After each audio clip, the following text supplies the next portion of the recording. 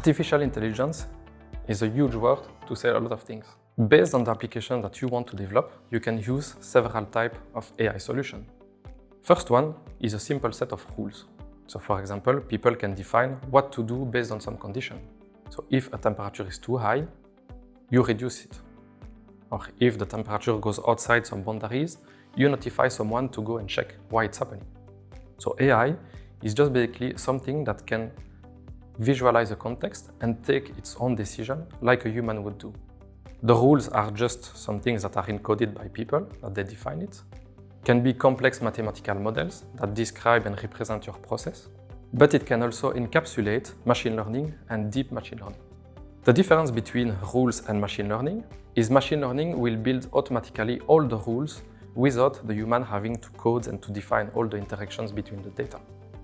It will learn on an historical piece of data what are the patterns, what are the correlations between all the variables to explain your system and create a really big set of rules.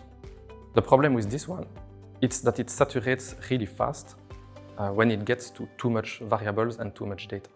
It gets really good results in a quick manner, but when it goes outside of these limits of data, you have to go to the deep machine learning part. This type of techniques is more suited for really big amounts of data, like image analysis or time series analysis.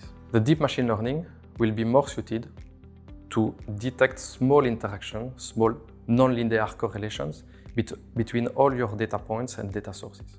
And it can be applied when machine learning is limited because it's already saturated and cannot learn anything more. So based on the application that you need to build and the type of project that you work on, you can have one of these three techniques to apply or a combination of all these techniques. You can have, for example, a machine learning model that predicts something based on an image that was analyzed by deep machine learning. And on the result of these two, you can put still a set of rules defined by experts on what to do with these results.